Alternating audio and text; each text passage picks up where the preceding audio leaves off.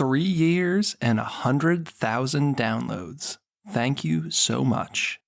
This is Chris Spear, and I'm the host of Chefs Without Restaurants, the program where I speak with culinary entrepreneurs and people working in the food and beverage industry outside of a traditional restaurant setting. So last week, this show hit 100,000 downloads. And today, or was it yesterday, was the 3rd anniversary of the show. So this week, I'm doing something a little different. I know I have some hardcore fans out there, and you've listened to a lot of the shows. Many of you have been with us since the start.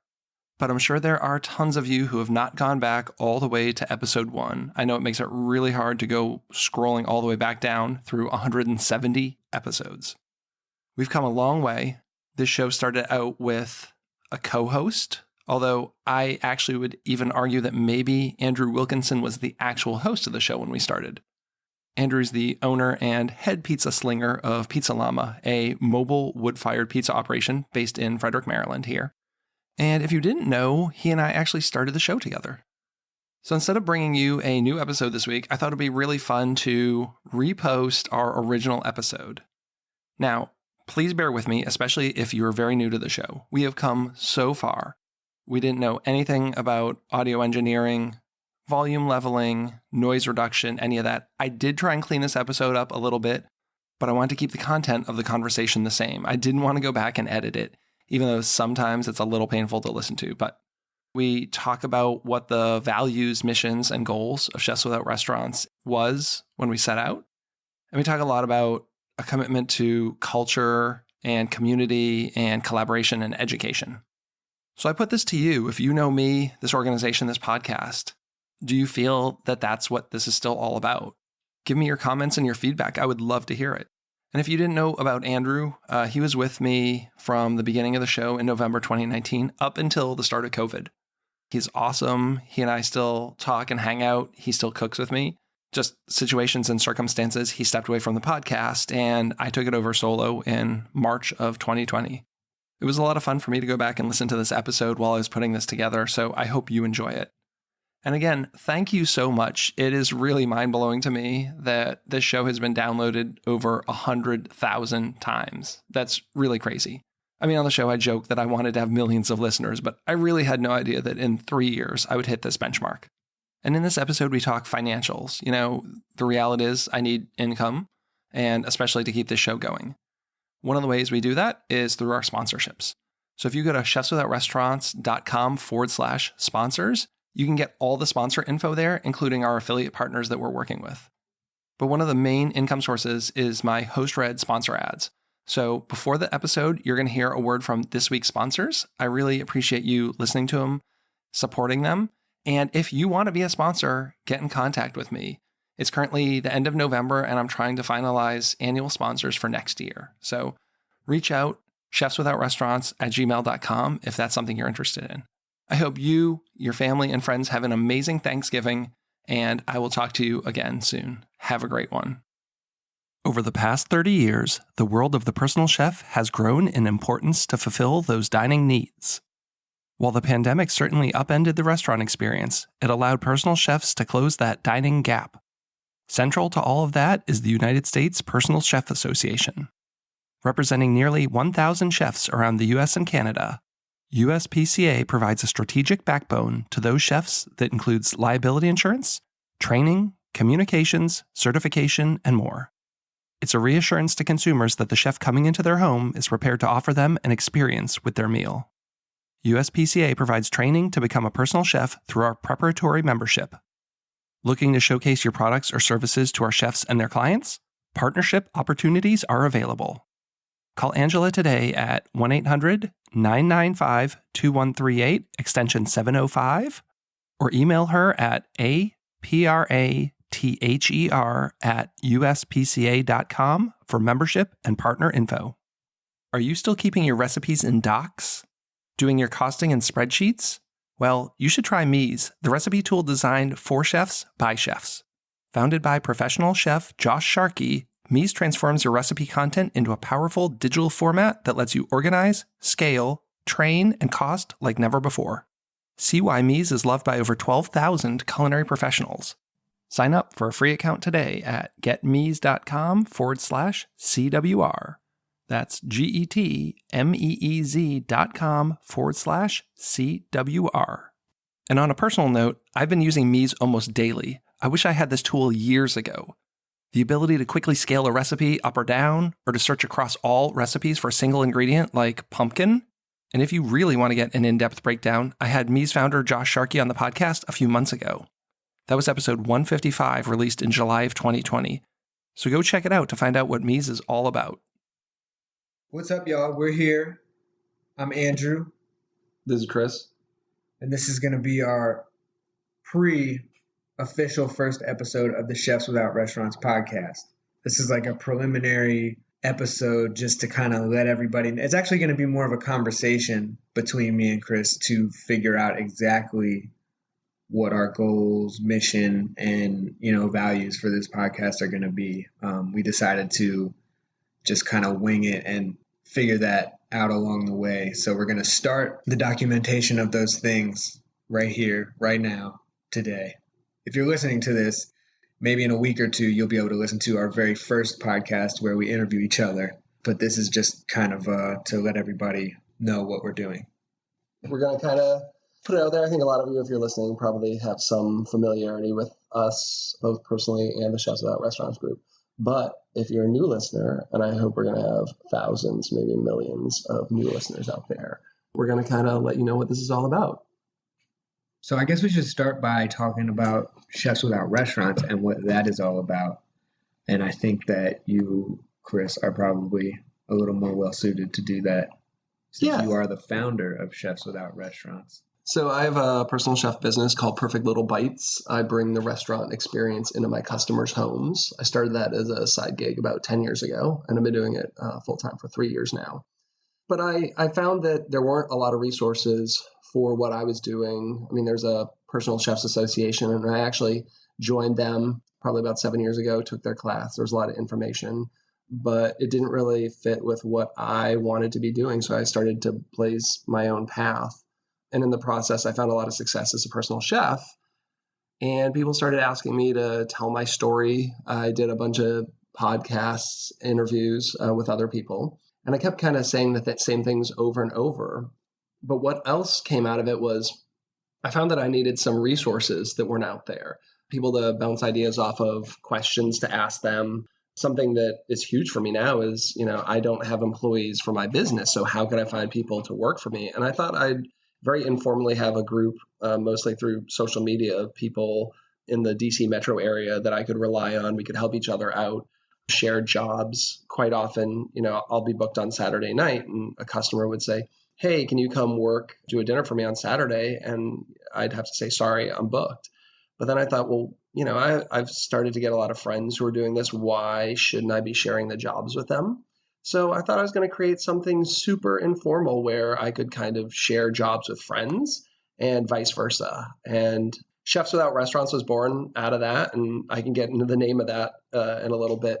But I thought it was going to be just a handful of people. And then I talked about it on my personal Facebook page and just said, hey, I'm starting this thing, Chefs Without Restaurants. Here's what it's all about. And I'm friends with Laura Hayes, who writes the food column for the DC City paper. And I think that afternoon she messaged me and said, I think you've got something here and I'd like to talk about it this Thursday.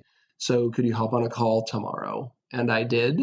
And then it went to print. And then by the weekend, we had like 200 people follow the Facebook page. And that's when I realized that there was something here that was bigger than just me and like 3 people I knew. And it's been helpful to me just to have that page to go to or like see what people are posting, to chime in on discussions and stuff. Yeah, hopefully along with like some listenership, hopefully we can grow that platform as well.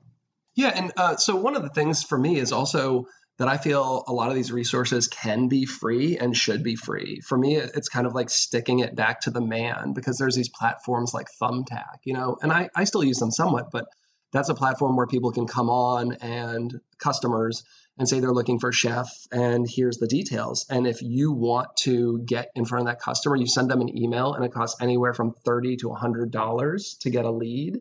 And even if it doesn't pan out, you still paid the money.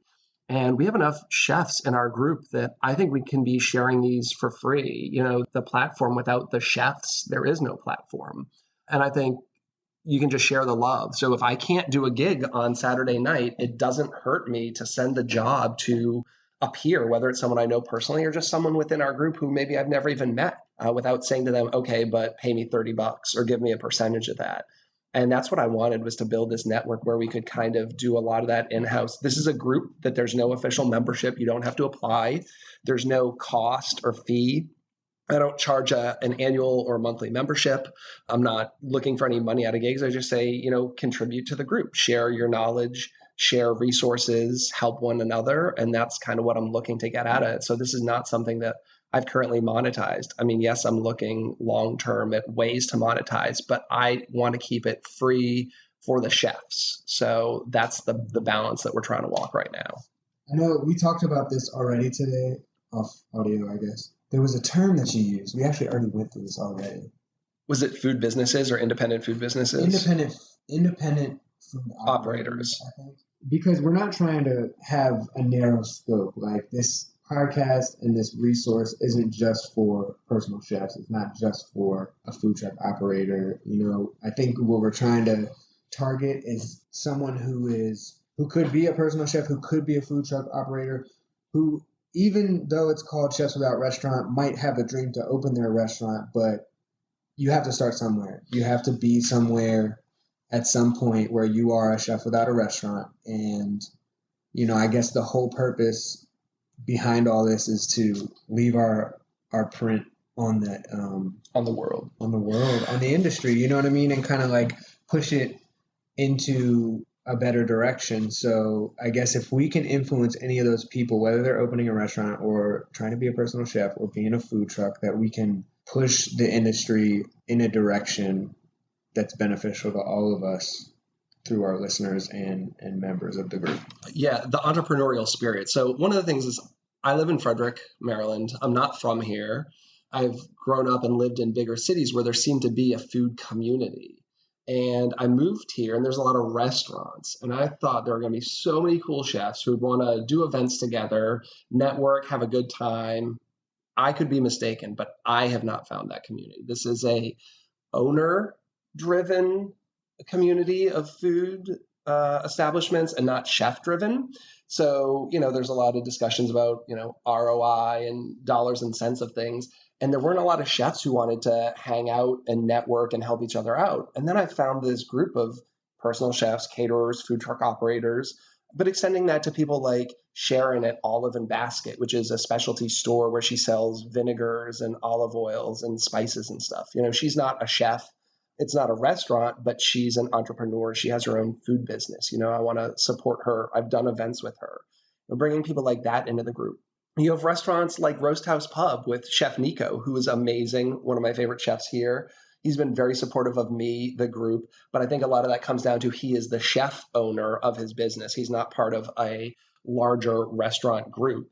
So he's still fighting the same challenges that I think we as small food entrepreneurs have. So for me, it was more connecting with people who understand the challenge of owning and running your own small food business. So yeah, we extend that out to also some smaller restaurants. Mm-hmm. I think at a deeper level, really what it's about is it's about culture, you hear a lot about company culture and like business culture a lot now. So like, I guess something that I think it would be cool to tackle is just like industry culture. And people are trying to change that already. That's already a thing. But, like in our niche and what we do and who we think we can influence and bring value to, I think impacting that aspect of the industry and developing that culture is definitely a worthy goal. And I didn't have a lot of mentors physically, like in the kitchen. Like there weren't a lot of chefs that I actually worked with who I would consider mentors. But on the rise of the internet, I think there are some really great chefs who I'm super appreciative who helped me out or, would interact with me. So, I grew up in a time when you'd work for a chef and they had secret recipes, right? Like they wouldn't even tell their cooks what was in a dish because they were afraid you were going to go open up a rival clam chowder restaurant, which is ridiculous. But then I've been on, say, Twitter for like 10 years, and you have these really great chefs like Alex of Ideas in Food or Dave Arnold of Cooking Issues, guys who are doing really cool stuff who are essentially open books. You could ask them any question and they would answer it, or they just would interact with you. And I really loved that about the food internet, especially starting about 10 years ago. And I like that idea of community, of not seeing each other as competitors, but seeing each other as peers and helping each other out. And I missed that. I was working for Sodexo and I had 100 employees in the kitchen. So if I made a dish, I could bounce it off of sous chefs, chefs de cuisines, dishwashers, everyone, and get feedback. And now it's kind of an echo chamber where I work by myself every day. So I wanted to have a community, not necessarily for people to taste my dishes, but just, sometimes you just want to shoot someone a text and say like, hey, what do you think about this? Or, let's do an event together because I miss cooking with people. So I just wanted to have this thing where I could, maybe get out of my solo kitchen environment and hang out with other like-minded people working in the food world. I wrote down before we started recording, just a couple of sections. It was like goals, values, and mission, because I feel like that's kind of like the driving force behind what we're doing. And if we set that out clear, we can go so much further if we know where we're heading. So I guess just real quick, jotted down some words for the values that I know I hold and that Chris has expressed, and that's culture, strong culture in this industry, community, which is exactly what the Chefs Without Restaurants group is about, collaboration, which is the spirit in which Chefs Without Restaurants exists because of the lack thereof kind of in the industry in our town. And we want to educate. So education is a value. We want Chefs Without Restaurants, the group and the podcast, to be somewhere where people can get educated, whether it be, even just down to who their peers are in the industry or, best practices. Yeah, I'm sharing resources. There's a chef who reached out to me via Instagram a couple of weeks ago, and he's someone who I've been Facebook friends with for a long time, and I don't know him personally, but he's trying to get a personal chef thing going. And he was asking about kind of like how I interact with my customers. So I have a lot of templates, template emails, templates for poll sheets when I go do an event.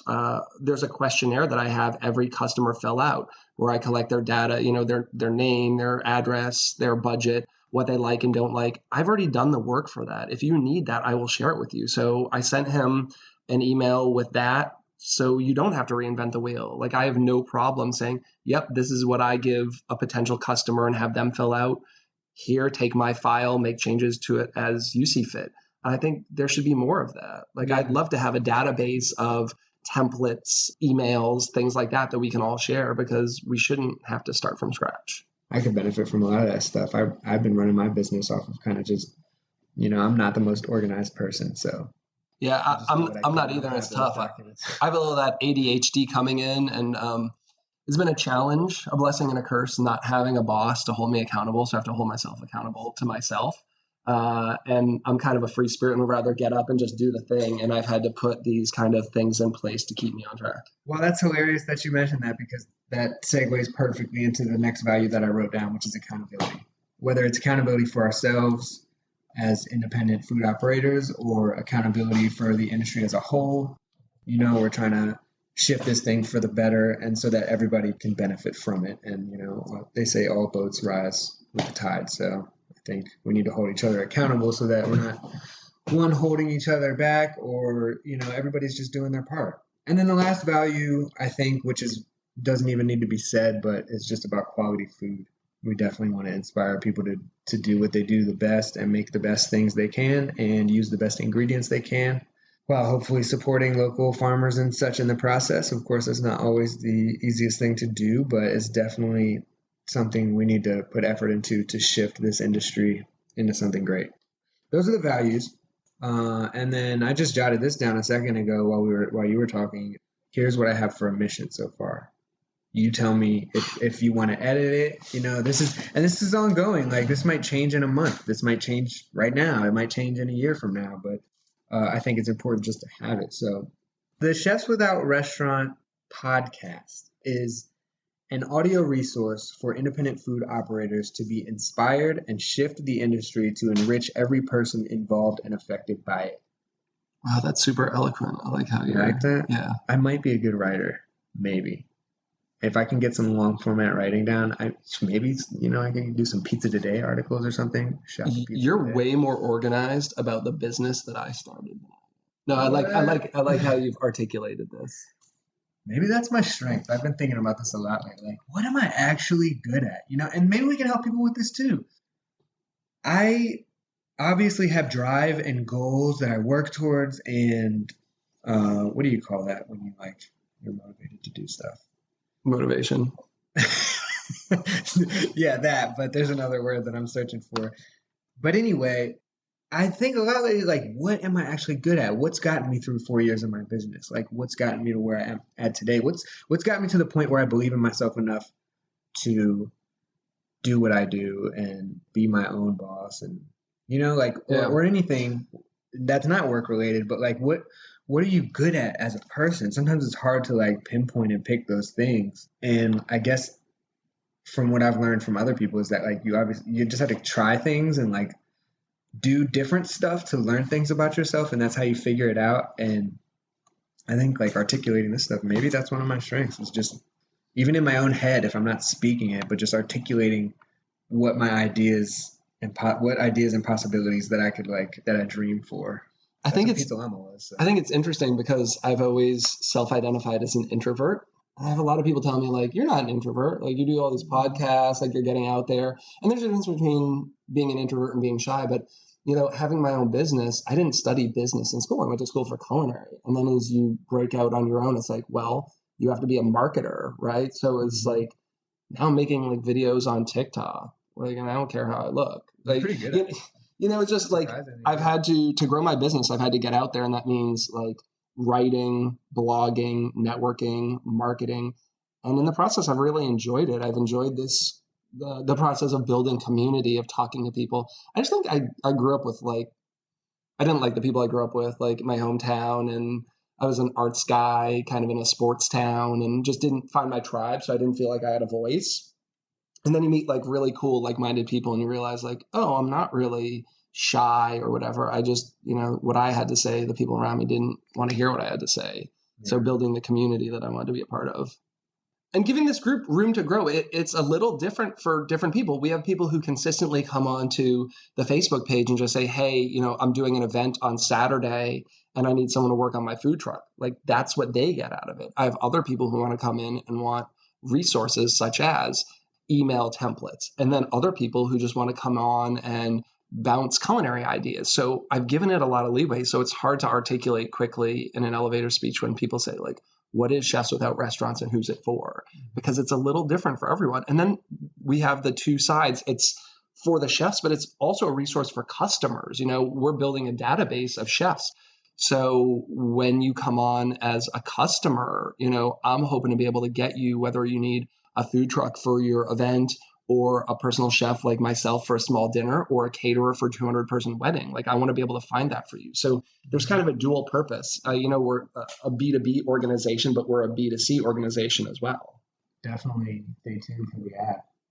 Oh yeah. App develop. Like seriously, I do have a couple things that are cooking that I'm not even remotely close to blasting out there, but I would love to have an app if there's any awesome app developers. No, I mean, there's a lot of apps, like Thumbtack has an app where you can go on as a customer and put in a gig and all that stuff. Shout out to Thumbtack for the low price of starting at $2 million. You can buy Chefs Without Restaurants and I'll shut it down and go start something else. Just thought I'd mention it. I'll take a couple million. But there are a lot of great opportunities out there. And I think that this thing could potentially grow into ways that I haven't even thought about, especially as we bring more members into the group.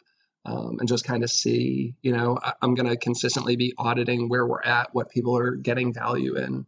But I just think the podcast itself is really cool because I get to sit and talk to people I really like.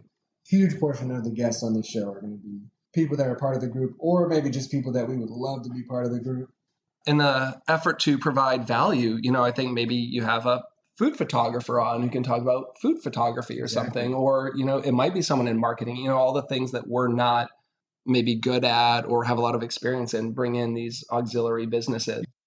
The only thing that I have written down that we haven't gone over is goals, and I actually don't have any written down because I think that's it ties in with the mission and values. No, I think the mission and values are the goals, just to continue educating supporting, building community. If you stay true to the pillars of that, I'm all about no drama.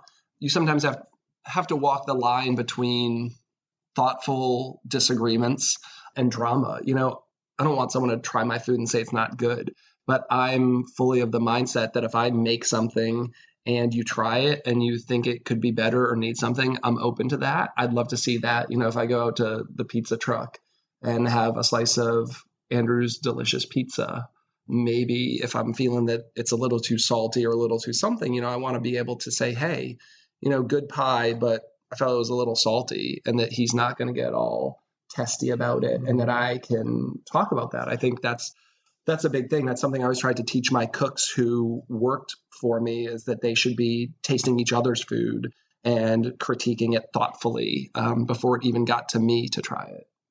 And hopefully we can do that with each other.